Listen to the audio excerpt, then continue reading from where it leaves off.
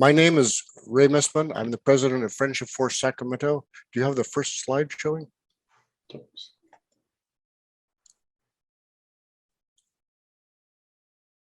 There we go. Anyway, president of Friendship Force of Sacramento, and I'd like to welcome you today for a special presentation of Why Come to Northern California. This is a collaboration of the three clubs you see here: Friendship Force of San Francisco Bay Area, Friendship Force of Napa-Sonoma, and Friendship Force of Sacramento. The incentive for our talk is to share with you a little bit about our areas and why you might someday want to come and visit us on a Friendship Force journey to see some things in Northern California.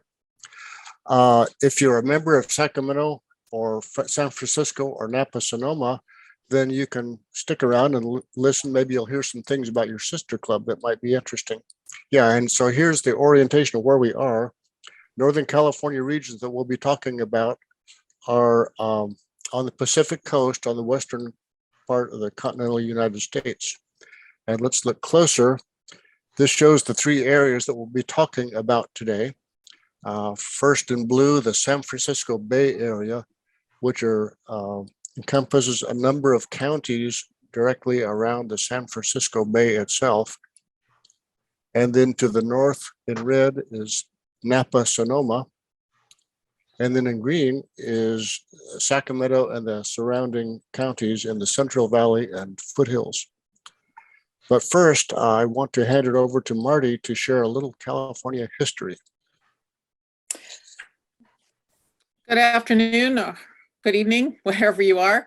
My name is Marty McNew. I'm a member of the Sacramento Friendship Force Club. And we thought we'd share a very brief history of Northern California because we do have a very unique history. So first off is the Native American period, which was from about 13,000 years ago up until 1530.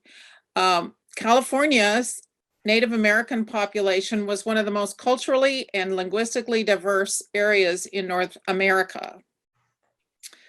There were over 100 tribes and bands that were inhabited California, and they spoke between 80 and 90 languages and dialects. They practiced forest gardening and fire stick farming, fishing and game hunting.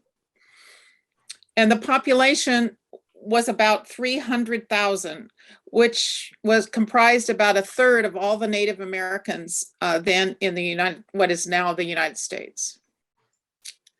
Then next up is the European exploration period, and that extended from 1530s to 1700s. Spain sent explorers who explored the California coast, and they claimed the land for Spain.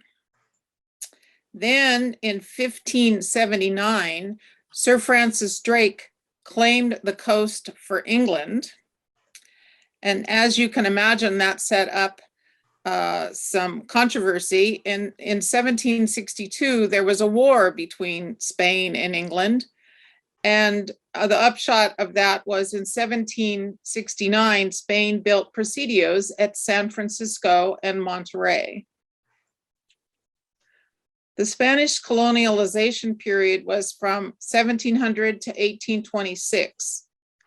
And during that period, there were 21 missions established along the coast in California, and the map shows their locations here. The missions controlled enormous amounts of land. They introduced European livestock, fruits, vegetables, and invasive plants. Many of the Spanish place names, well, most of the Spanish place names from the missions are still prevalent today. Such as Santa Barbara, Monterey, San Francisco. Those are all names from the Spanish colonialization period. After the Spanish Empire collapsed, Mexico took control. And in 1833, they secularized the missions and sold off the land that the missions controlled. The next period is the Mexican era with the ranchos. And this is 1827 to 1846, a very short period.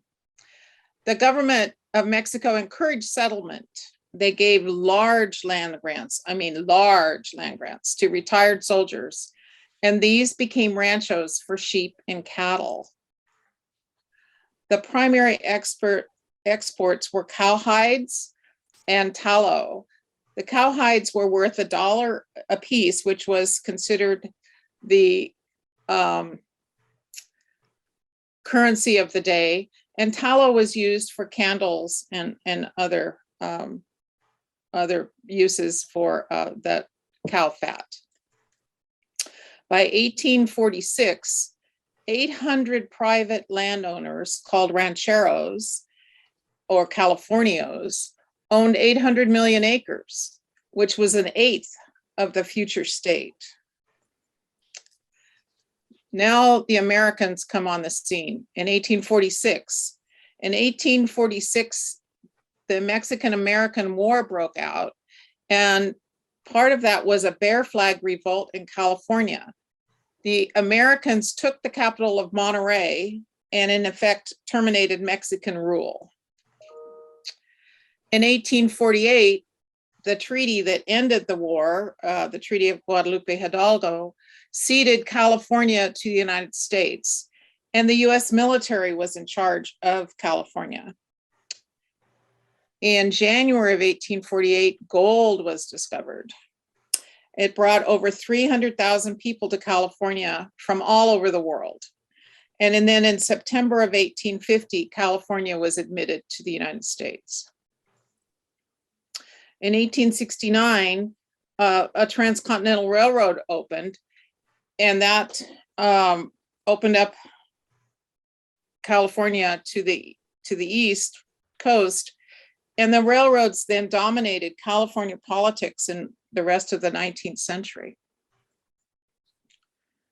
Just a little bit about the gold rush. So it started 1848. The biggest rush was 1849. 1848 was mostly people in California getting the really easy pickings. 1849, people came from all over. So you wanted to come to California. How do you get here? Well, California is isolated by two major mountain ranges and 560 miles or 900 kilometers of scrub desert. So that's going to take you 4 to 6 months by wagon train. That's leaving from Missouri. You have to get to Missouri first, which is in the middle of the country. Or you can take a ship, and you can take the ship to Panama, cross the isthmus through jungles, either by foot or canoe or both, and then arrive on the West Coast and wait for a ship to take you up to San Francisco. As you can imagine, that was pretty time consuming as well. And then, or you could take a ship all the way around South America, the green line here, from Cape Horn, and that would take 6 to 8 months. And from what I've read, it depended upon how much you wanted to pay, how long it took. The faster ships you paid a lot more for. And so you can see why when gold was discovered in 1848, it took until 1849 for the people to arrive in California. So the 20th century begins. At that time, San Francisco was the most populated city in the state.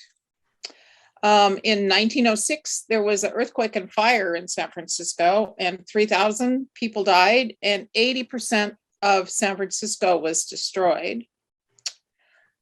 And then World War I comes along, and California, from California were shipped large quantities of food, Army, and they had Army and Navy training camps and airfields, and they constructed military transports and ships.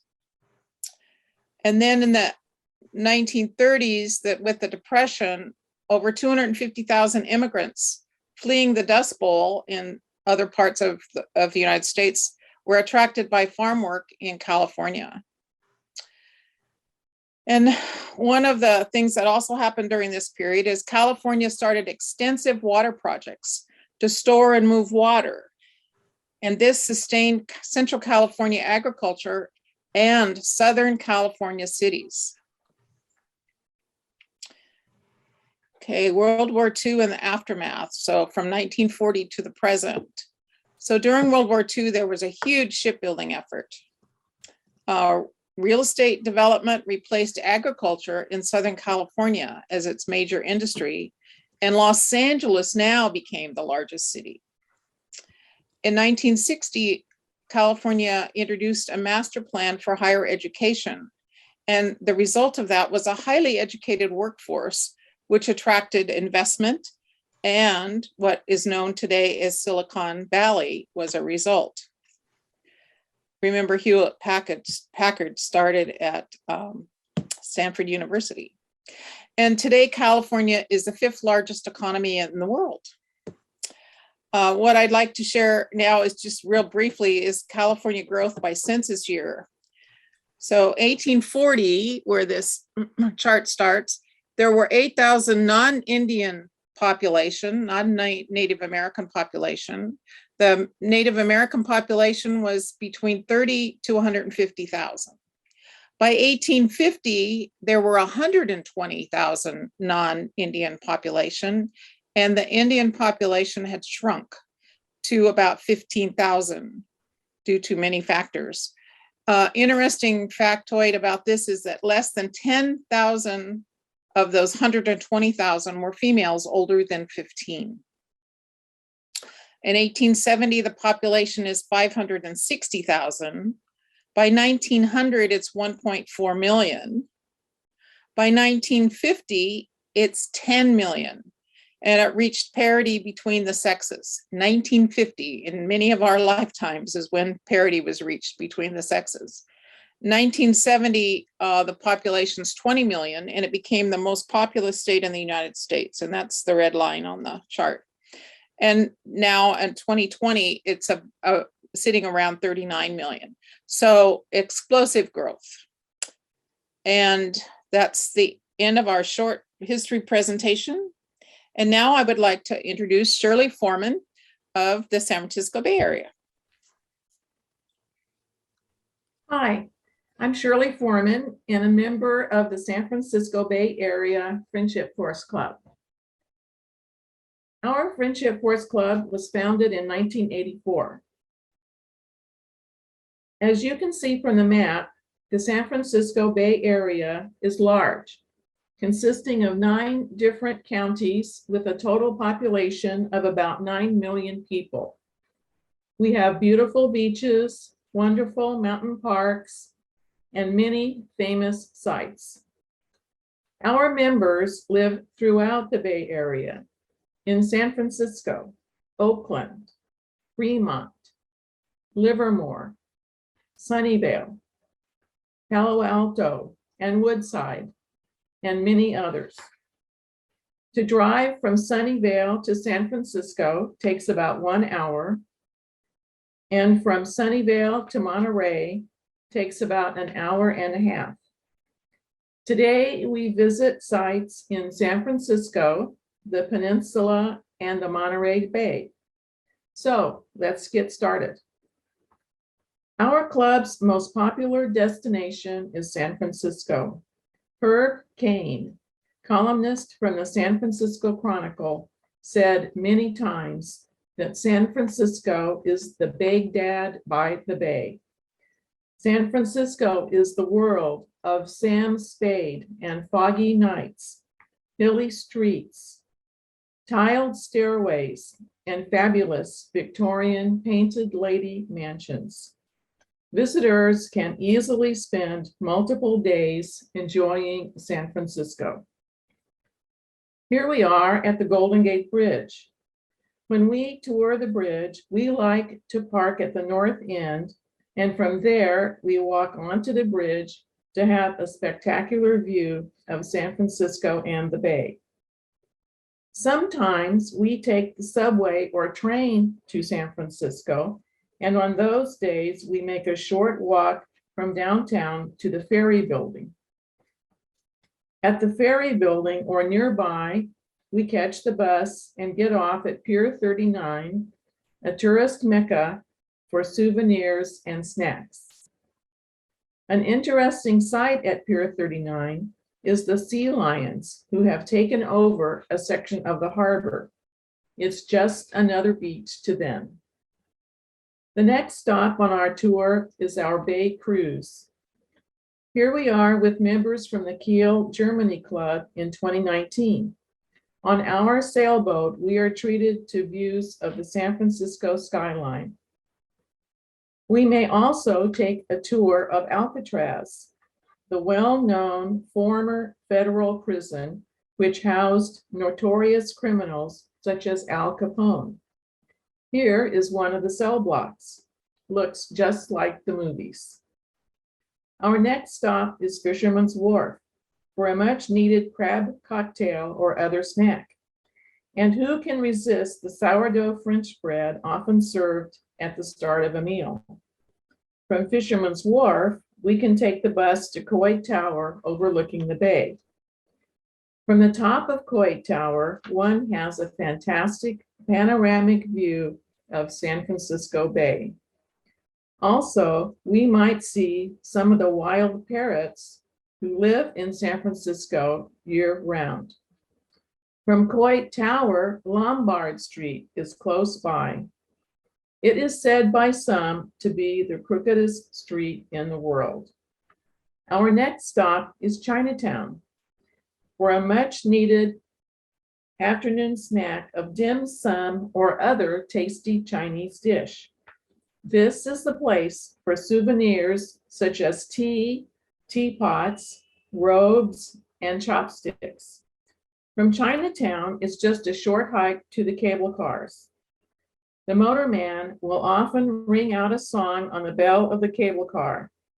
With the wind blowing in our hair, it's fun to experience San Francisco's first mass transit system. In the evening, we might take in a Giants baseball game at Oracle Park or a Warriors basketball game at the Chase Center. Or we might enjoy a snack of Irish coffee at the Buena Vista, where the Irish coffee drink was first brewed in 1955. At the end of a long day touring, we can take a last look at the skyline and can say we have left our hearts in San Francisco.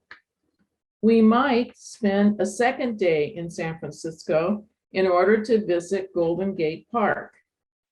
Golden Gate Park is the largest park in San Francisco and covers about 1,000 acres.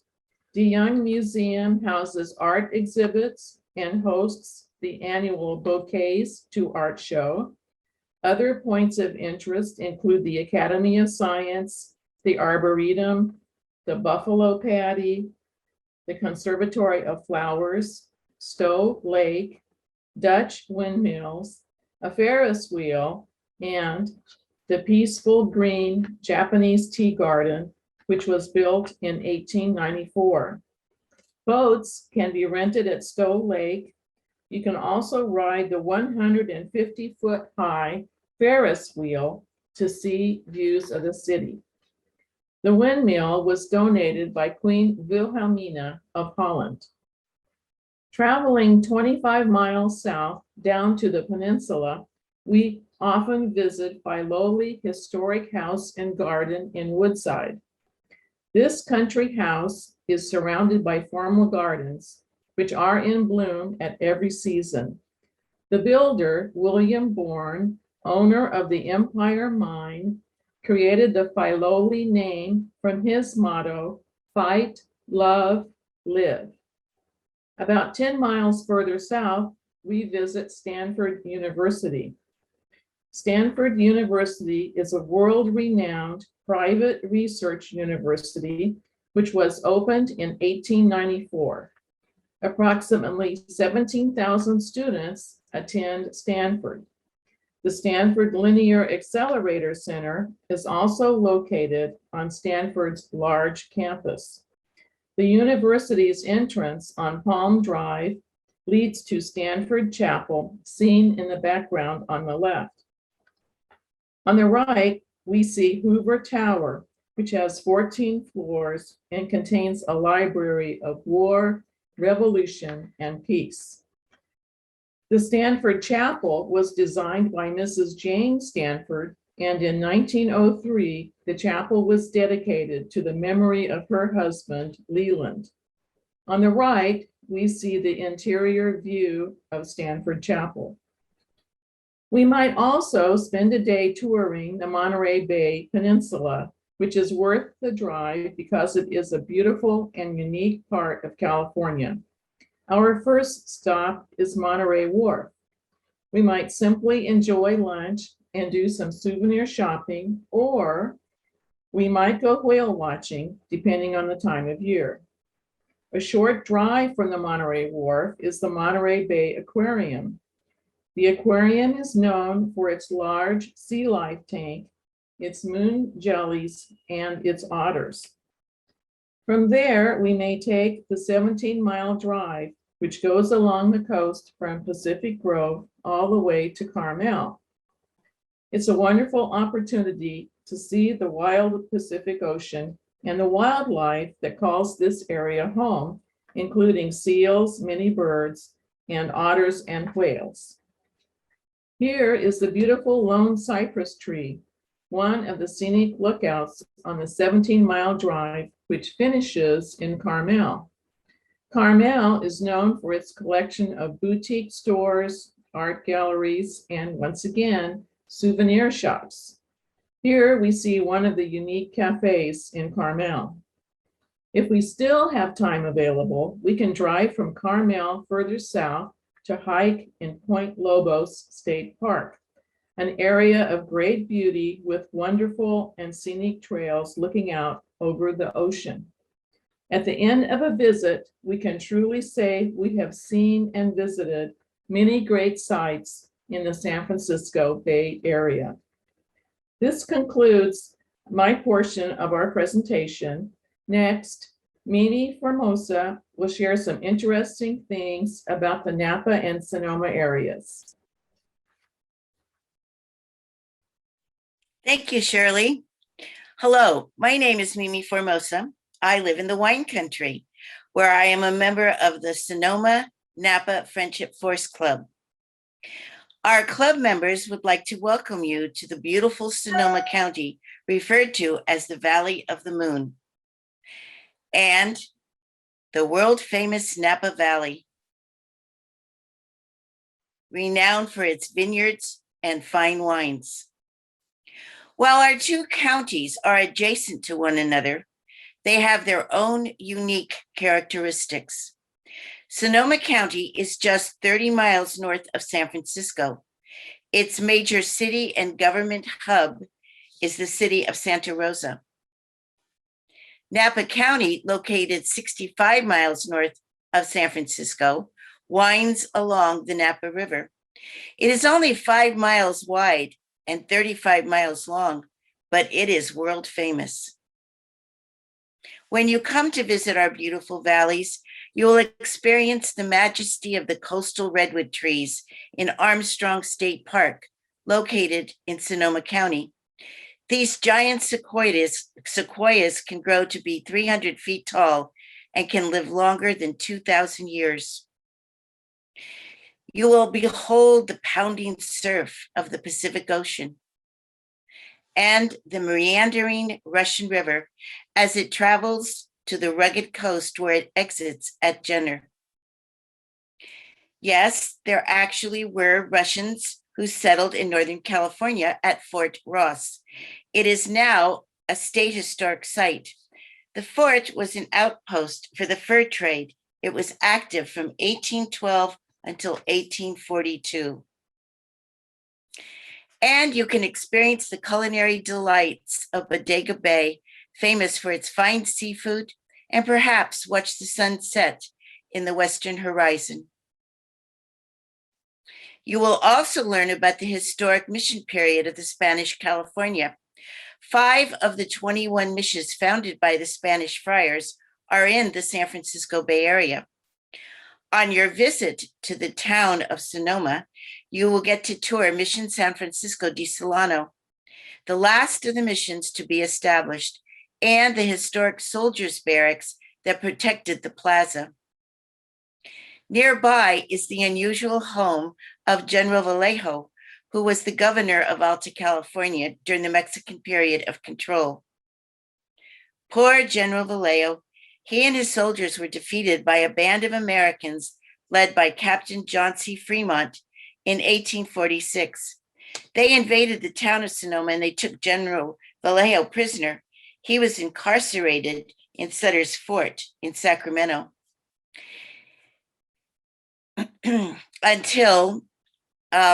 he was jailed at Sutter's Fort in Sacramento until a homemade flag with a grizzly bear was raised as the Bear Flag Republic.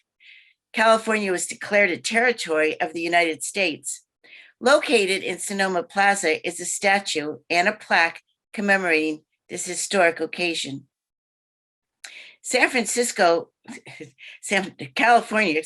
Northern California has been under flags of many countries, Spanish, Mexican, and independent republic before it was granted statehood in 1850.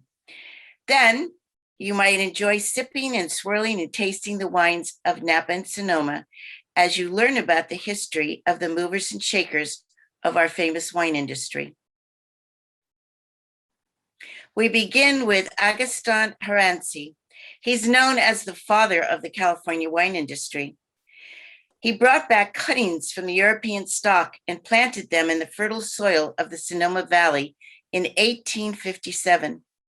His villa was the site of the first ball to celebrate the wine harvest, and General Mariano Vallejo was a guest of honor.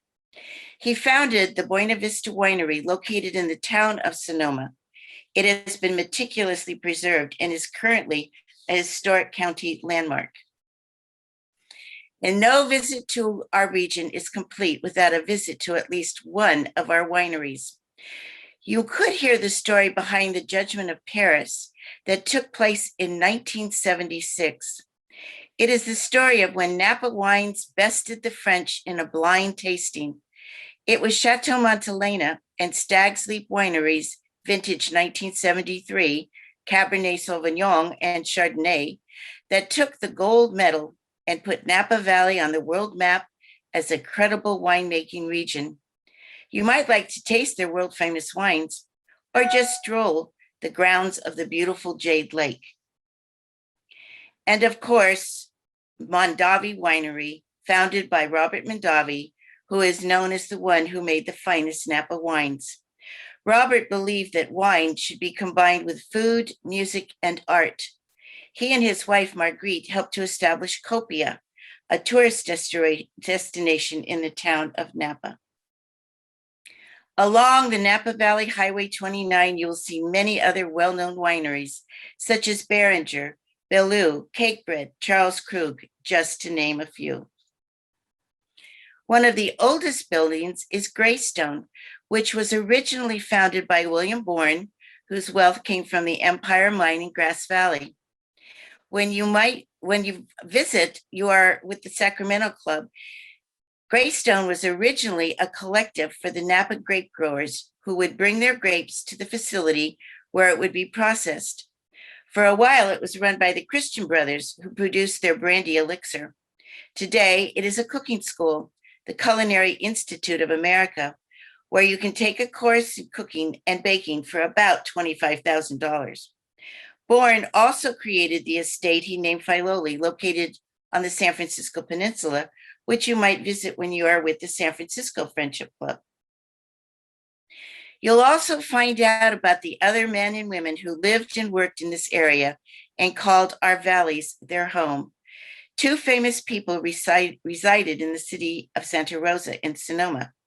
You can visit the Museum of Cartoonist Charles Schulz, whose peanut character is world famous, and the homes and gardens of horticulturist and botanist Luther Burbank.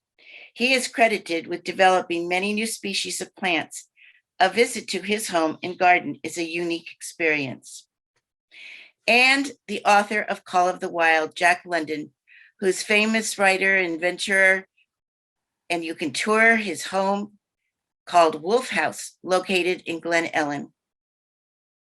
Your visit to our 3 Friendship Force clubs will be truly memorable, an experience that begins in the San Francisco Bay Area and concludes in the capital of California, Sacramento.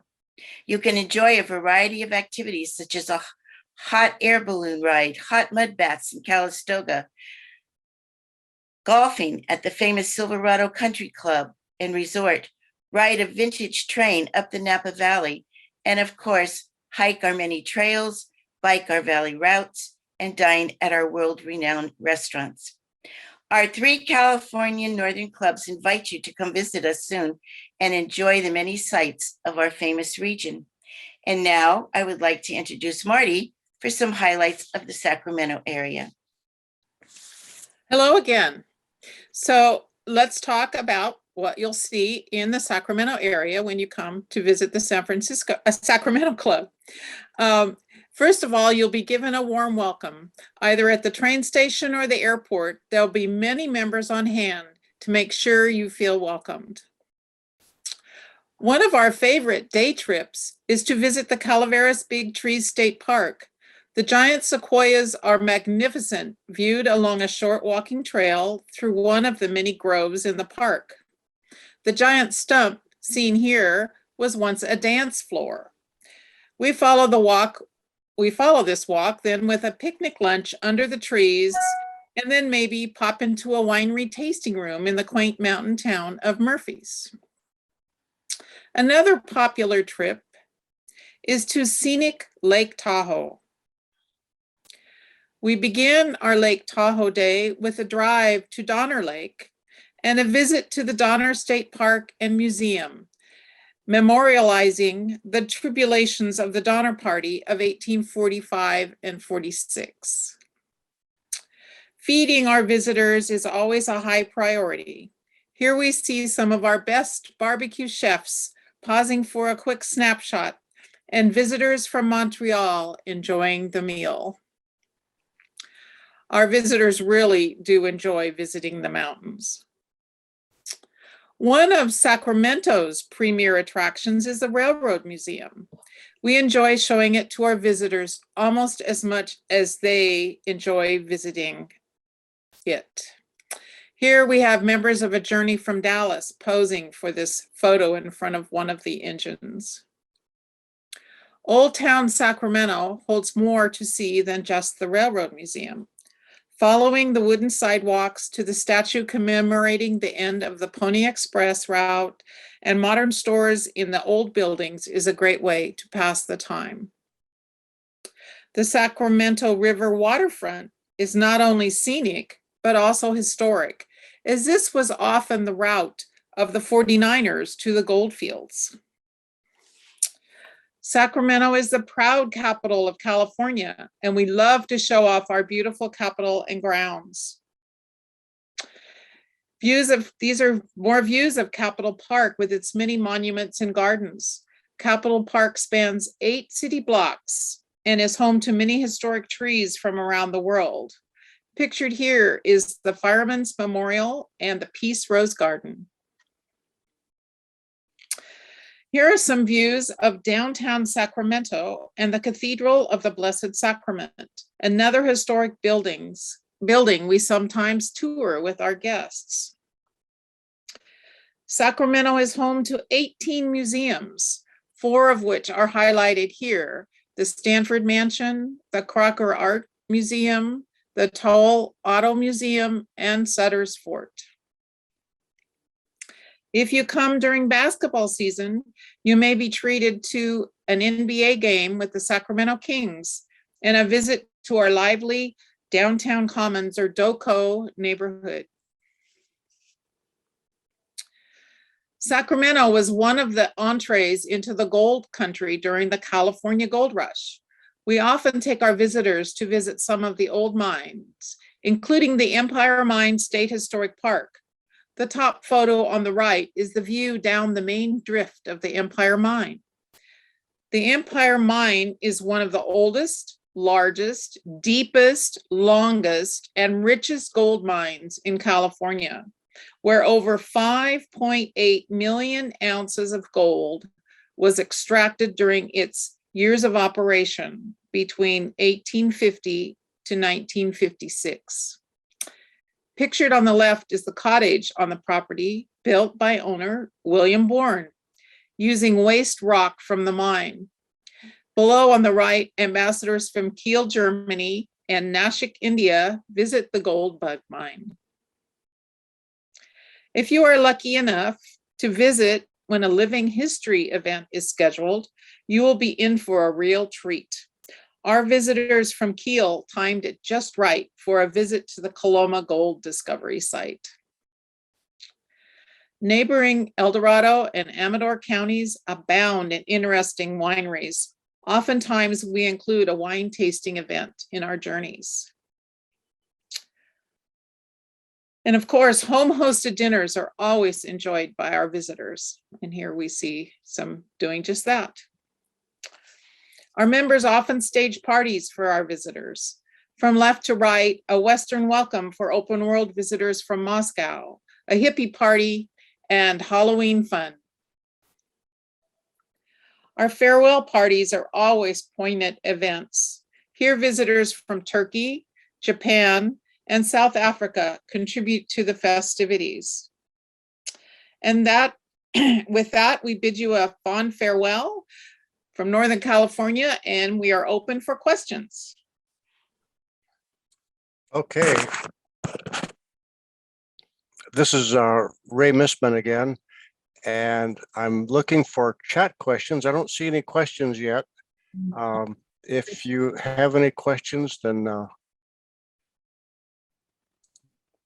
go ahead and raise your hand or just shout out. See, I think we've got everybody muted now, so you'll have to unmute yourself to talk, or you could raise your hand or the chat. Ray, I don't have any questions. It's Gloria Tuck from French Fork, Toronto. I Okay. just want to say thank you. This is a wonderful, wonderful presentation. I've enjoyed every bit of it. I've been to all the places you talked about, and in the memories it's brought back, it's just phenomenal. Thank you so much. Oh, great. Okay. Well, we'll take compliments too, as well as questions. You've got a hand held from someone from Senegal. You've got a hand up. Okay. Yes, this is Casey Sarr. I was wondering, Shirley, where that tiled staircase is in San Francisco. You need to unmute, Shirley. I think it is close to Golden Gate Park or the Presidio. Okay, thanks. I have a I've never question. seen it. Judy Greenberg from Tucson. Go ahead. I'm curious, one of the problems that we have is that there's so much area around us and you seem to cover a lot of ground. How do you provide transportation? Transportation was a question, and is that to a specific person? Are they wondering how we get around the areas? Yes. Well, I can answer for Sacramento. At least I've been an active member since maybe 5 years. And in that time, we've always done carpooling. Apparently in the past, we used to hire vans, but that got so expensive that we wouldn't, just carpool, and then we reimburse the drivers. If funds are available, we reimburse some of them for partial use of the car and the gas. What For about Napa-Sonoma, many people will fly into San Francisco or Oakland, or they can come into Santa Airport. And there is a transport from San Francisco and Oakland to Sonoma, not to Napa at this time. And then once they are with their hosts, we provide transportation by car. Our host will drive you from place to place. and what about San Francisco? In San Francisco area, we often use public transportation to get to San Francisco. We will use BART or Caltrain for the most part. Sometimes we have to drive, and then it's a little more difficult for us. But we use the bus also. And what about going down to Monterey? For Monterey, we have to drive. There's really not a good option otherwise. So we will carpool, multiple ambassadors. That's what we do. Yeah, we usually end up doing the same thing. I was just curious if you had a nice resolve to that. So Ray and you guys, there is a question. This might be for Marty that says, what does the word California mean?